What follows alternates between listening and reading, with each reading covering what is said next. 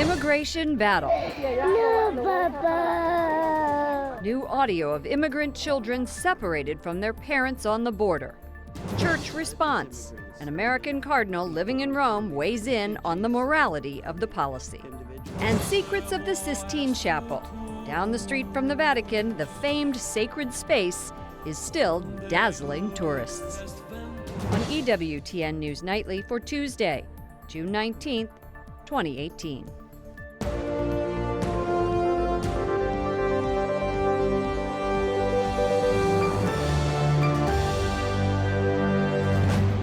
Good evening from Washington, D.C., and thank you to those of you joining us from around the world for news from a Catholic perspective.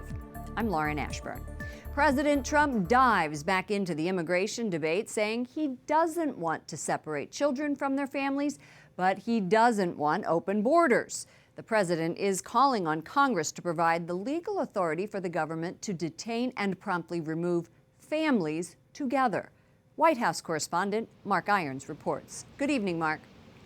Good evening, Lauren. The president is facing more pushback for his zero-tolerance policy that requires every adult who illegally crosses the southern border to be prosecuted. Catholic leaders in the U.S. are demanding an end to this policy, and even President Trump says he doesn't like when children are separated. We want to solve this problem. We want to solve family separation. I don't want children taken away from parents. President Trump faces growing criticism, fueled in part by new audio of migrant children crying for their moms and dads. No, Papa. The Trump administration policy is sparking protest around the country. Stop ripping children from their parents' arms. But the Department of Homeland Security, the agency enforcing zero tolerance at the border, says some of the adults with children are not actually their parents. In the last 5 months, we have a 314% increase in adults and children arriving at the border fraudulently claiming to be a family unit. This is obviously of concern. Kirstjen Nielsen, the Secretary of Homeland Security, argues the abuse of immigration loopholes is forcing the separations. The president says the whole issue can be resolved if Congress passes wider immigration reform. We want security on the border. We don't want people coming in. We want them to come in through a legal process like everybody else that's waiting to come in to our country. The administration came up with the zero-tolerance policy and has the power to end it. I asked the White House Director of Legislative Affairs if the president would take action. Any chance he'd end the zero-tolerance policy without comprehensive reform? I'm not going to answer hypotheticals. The Department of Homeland Security said today it is still working out the process of eventually reuniting parents and children at the border after they have been separated. Lauren. The United States isn't the only place struggling with migration. We often report on problems in Europe as well. How are they handling the crisis? Well, today President Trump welcomed the King and Queen of Spain to the White House. Their country has been in the news this week for welcoming a ship of migrants that was turned away by Italy and Malta. But that topic did not come up here today while the cameras were rolling in the Oval Office. Instead, President Trump and the royals reaffirmed the two countries' common history and heritage. Lauren. White House correspondent Mark Irons, thank you. Republicans on Capitol Hill are searching for ways to end the Trump administration's policy. Their focus is now shifting on a new plan to keep children in detention longer than now permitted, but with their parents. Capitol Hill correspondent Jason Calvi joins us. Good evening, Jason. Good evening, Lauren. Senate Majority Leader Mitch McConnell says all Senate Republicans today support a plan to keep kids with their parents. And the leader of the conservative House Freedom Caucus tells me he's proposing a bill to do that one thing, stop family separations at the border. Images of children being held in cages have added a sense of urgency to the debate on immigration. We're introducing a bill today that will deal with some of the issues in terms of separating children from their parents coming across seeking asylum. That bill is some 77 pages, very narrowly tailored, that doesn't include DACA or the wall funding. Senate Republicans are also debating options to keep kids with their parents at the border. This one might actually work. We might be able to find a solution for this particular problem. You know, I've done every combination known to mankind on immigration, and nothing's worked. Maybe this will. Senate Democrats say the president could easily resolve the problem. This is a call the president can make right now. He should stop it. This is inhumane. It's abusing children. It's moral vandalism on our values as a country. He's attacking the very idea of what it means to be an American and assaulting the dignity of not just those kids, but assaulting the dignity of every American and what we stand for. I posed that question to GOP leadership. Doesn't the president have authority to do this on his own? Not really. I mean, people are saying, well, the president shouldn't enforce the law. I don't think that's a solution. What we need to do is enforce the law, but to do so in a way that keeps families together and is a humane and compassionate way to deal with what is admittedly a complex problem. Senator Cornyn, the second highest ranking Republican in the Senate, says he's hopeful about the narrow bill. Now, on the House side, Republicans are huddling behind closed doors with President Trump. The president says Congress has the best opportunity it's ever had to change what he calls ridiculous and obsolete immigration laws. Lauren? Jason, some pro-life activists are asking why lawmakers who are defending immigrant children so passionately don't defend children in the womb. That's a point that some Catholics are bringing up. Some of the lawmakers that are speaking up are not pro-life. In fact, Senator Cory Booker of New Jersey has a 100% voting record with both Planned Parenthood and NARAL Pro-Choice America. This year, he voted against the 20-week abortion ban. Capitol Hill correspondent Jason Calvi, thank you. The heated debate surrounding the issue has many turning to the church for answers. Joining us now is His Eminence, Cardinal Raymond Burke. Thank you so much, sir, for joining us. Oh, thank you, Lauren. The Trump administration is defending its policy, quoting scripture to back it up, highlighting the right to enforce laws. As Catholics, how should we view this issue? Is it immoral to separate children from their parents? Well, it's certainly never good to deliberately separate children, especially small children, from their parents unless there's some danger to the children. And a solution to the situation has to be found which avoids this practice of separating small children from their parents. That's clear. I just returned from Mexico. I was with Catholic Relief Services, the Josephine Sisters, many of them helping migrants in Mexico, giving them a rest, a shower, a good meal. Is this something that needs to be done? Well, certainly people who are in need, who are traveling and so forth, we need to show them hospitality and care for them. This does not mean that we have to engage in the indiscriminate welcome of immigrants to our nation.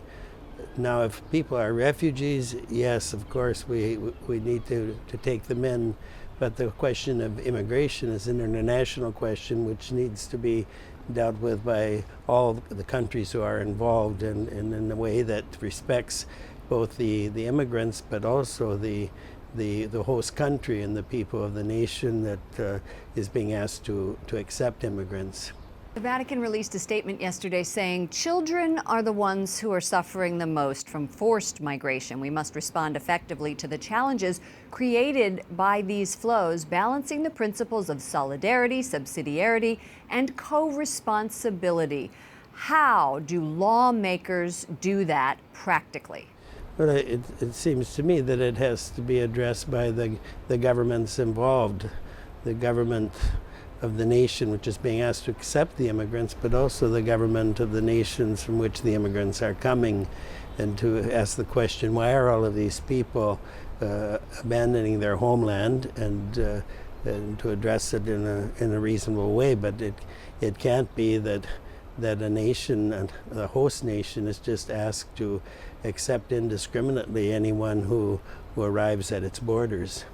The families I spoke to, the mothers, the children fleeing gang violence, fleeing poverty, are so grateful for the help of the Catholic Church.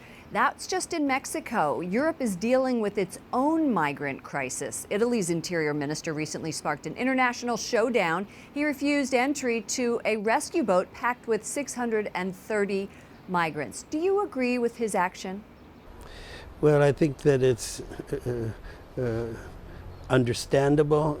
Italy has been receiving immigrants in numbers far beyond what the nation can support, and there are many native Italians who are in great suffering and great poverty, and the nation has to look to take care of its own citizens, and then to examine carefully who are these immigrants. Are they people who truly are refugees, or are they individuals who are simply coming to the nation for their own, how shall we say, advancement? But that can't be at the expense of the nation retaining its own identity and also its own proper care of its citizens. Cardinal Raymond Burke, thank you so much for joining us, giving us your insights on this very tough immigration issue. Well, you're welcome. The head of the FBI tells senators he accepts the findings of a watchdog report on the handling of the 2016 Hillary Clinton email investigation. My own view is that efforts to obstruct investigations are something we need to take extremely seriously at the federal level. Director Wray has quite a mess to clean up. I think he probably knows that. The author of that report, Inspector General Michael Horowitz, appeared alongside Wray. Horowitz says the Clinton investigation was plagued by leadership missteps, but was not tainted by political bias. The Pentagon halts all planning for an upcoming joint military exercise with South Korea. It's a move in line with President Trump's call to pull back on what he calls war games. Correspondent Wyatt Goolsbee reports from the Pentagon. Good evening, Wyatt. Good evening, Lauren. Chief spokesperson Dana White says this announcement only applies to the upcoming August exercise called Freedom Guardian. There could be other joint drills in the future. Already allies in the region like Japan are reacting. The Japanese defense minister saying suspending the joint exercise supports diplomatic efforts with North Korea, who they want to give up their nuclear weapons. But he says American forces in South Korea are vital for safety and stability in the region. Secretary of State Mike Pompeo is reassuring allies traveling to both Japan and South Korea in the last week. Pompeo telling them the U.S. will maintain a strong military presence in the region. The president first announced his intention to end joint drills with South Korea a week ago after his historic meeting with North Korean leader Kim Jong-un. Today, Kim is in China, where Chinese President Xi Jinping says he hopes North Korea and the U.S. can work towards their plan of denuclearization in exchange for American security guarantees. There will be a meeting here at the Pentagon later this week. Mike Pompeo, Defense Secretary James Mattis, and National Security Advisor John Bolton will all talk about the president's broader military plan in the region. So far, there has been no other suspensions of exercises outside of the Korean Peninsula. Lauren. Correspondent Wyatt Goolsbee reporting from the Pentagon. Thank you, Wyatt. The UN Refugee Agency reports nearly 69 million refugees have been driven from their homes, fleeing war, violence, and persecution. That's more people than the population of Thailand. An average of one person was displaced every 2 seconds in 2017. The majority are in developing countries, many described as desperately poor. It is a record for the 5th straight year. Church leaders in the Philippines are rejecting the idea of priests arming themselves. It comes after reports that priests are carrying guns after the slaying of several members of the clergy in the last 6 months. The head of the Filipino Bishops' Conference says it is part of our ministry to face dangers and death. A prosecutor in Australia tells a court that a Catholic bishop must be jailed to send a message. Philip Wilson, Archbishop of Adelaide, was found guilty of failing to report the repeated abuse of 2 altar boys by a pedophile priest in the 1970s. He faces 2 years in prison. Young people tell the Vatican in a survey that they want the church to address concretely controversial topics like gay and gender issues. It's actually something that young people and the Bishop Conference asked to be discussed. And so it will be to the Synodal Father to take on this request and reflect what's the position of the Church.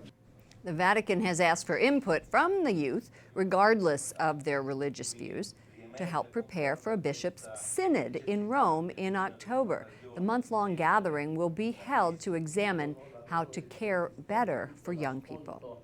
Coming up, we'll break down the immigration debate with a bipartisan policy center expert, plus how a Catholic organization is teaming up with the U.S. government to provide humanitarian relief.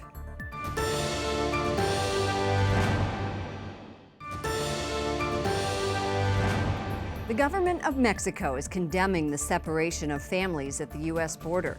Mexico's Foreign Relations Secretary says the country does not promote illegal migration, but it cannot remain indifferent in the face of something that clearly represents a violation of human rights. El Salvador and Honduras are also expressing concern. Teresa Cardinal Brown is here to delve into the issue. She's the Director of Immigration and Cross-Border Policy at the Bipartisan Policy Center. Thank you so much for joining us. You're welcome. Glad to be here. Is this zero tolerance policy an effective means of stopping illegal immigration? I think right now we don't know. We haven't seen the numbers significantly decline because of this policy put in place. But you know, it's hard to imagine that we are trying to make arrival in this country worse than the situations that people are leaving from. If they're fleeing crime and violence and believing that they or their children will die where they're staying, it's hard to believe that we're going to, as the United States, put in effect a policy that's going to deter them from coming. This policy has been described as inhumane by some, and as a policy expert, if this isn't the answer, what is? I'll be honest with you, I think part of the problem is that we continue to think that somehow we can staunch people from coming, deter people from coming, instead of looking at the system that processes them when they arrive. One of the reasons that we're in this situation is that we have such a backlog of asylum cases, 600,000 cases waiting to be decided. If we had a lot more resources put toward deciding these cases more quickly, then we could decide those who have valid asylum claims would be able to stay, those who don't would be removed more quickly, and we wouldn't have to invest in all of these measures. When I was just in Mexico, the Catholic Relief Services group was helping people who are in Mexico try to get asylum in Mexico. Mexico is trying to get them to go back to their original countries where they're fleeing persecution, violence, war. The U.S. is also trying to get them to go back to these countries. So the countries are the ones that seem to me to have the issues with war and with violence and gangs. So what is the solution to that? Well, the ultimate solution is to look at what's sending people to the United States. Obviously, when their situation is so terrible in those countries, what are we doing within those countries? What kind of foreign aid? How are we working with them on the rule of law in those countries, to fight the gangs in those countries, to create economic opportunity in those countries? That's the ultimate solution, but that's a very long-term solution. In the meantime, we do have to consider how we consider the asylum applications of those who are arriving and what we do about it. The president is putting a lot of this back on Congress, and he's saying it's the body that must pass immigration reform. And as we heard from Jason Calvi, our Capitol Hill correspondent, there are many bills on Capitol Hill right now seeking to stop the separation of families. So is enforcing this policy simply a negotiating tactic, do you believe? I don't know that it's simply a negotiating tactic, but I think certainly the administration is trying to use it as one. The answer is that the administration could go back from their zero tolerance policy, go back to a process where they, allow families to wait in the United States until their claims are adjudicated. They don't have to enforce this separation, but in doing so, they're trying to force the question on Congress. Congress could stop it by passing laws, but the administration also could just roll back that policy. Someone is describing it as a summer camp for kids. Have you heard that? What are your thoughts on that? I don't think it's a summer camp a summer camp, I would send my child for summer camp, but the child knows they're coming home. These kids don't know when or if they'll be reunited with their parents. This is not a summer camp. And, I think that the problem is that we are forcibly separating them from their parents, and that has traumatic impacts for those children, probably for the rest of their lives. Teresa Brown of the Bipartisan Policy Center, thank you so much for your insights. You're welcome. Up next, Michelangelo's masterpiece. We take you inside through an innovative laser show.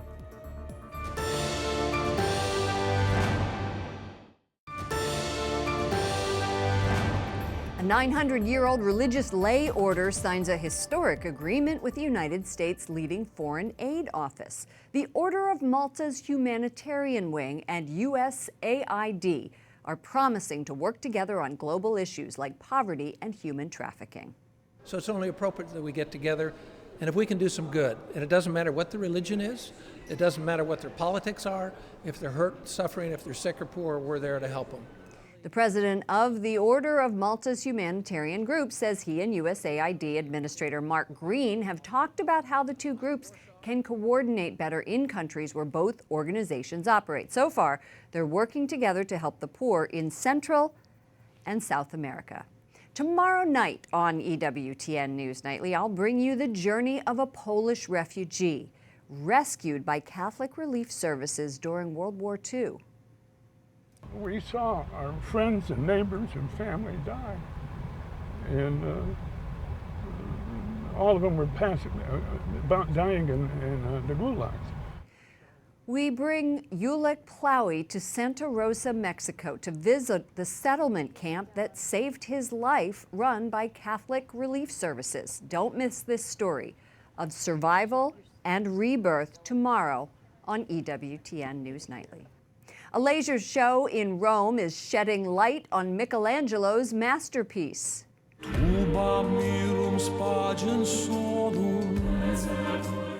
The one-hour movie takes viewers inside the Sistine Chapel without setting foot in the Vatican. It tells the story of the famous artist commissioned by Pope Julius II to paint the chapel ceiling. The show is translated into 9 languages. For more information on this story, visit our partners at National Catholic Register. That's ncregister.com. Finally tonight, I want to take a moment to highlight an honor News Nightly recently received. Our team won a Gabriel Award for our reporting on Christian persecution in Iraq last year. It's from the Catholic Press Agency. Our show swept the national news category, receiving first, second place, and honorable mention. For all of us here at EWTN News Nightly, to all of you around the world, thank you for watching. I'm Lauren Ashburn. Let's keep in touch online. Follow me at Lauren Ashburn on Twitter and at Lauren Ashburn EWTN on Facebook. We are going to end the show tonight with a look at some behind-the-scenes pictures from that award-winning trip to Iraq. That's Susie Pinto, Paul Fifield, cameraman, looking very, macho man there. Take a look, that's Tom Haller and Susie Pinto, our executive producer. Here they are, right in the main city in Iraq, and here we are at the Associated Press Bureau feeding back video. A great thank you to all who worked on the program, including editors Tom, we call him Tom DZ, and Mark Irons, who was editor at the time. Good night, and God bless you.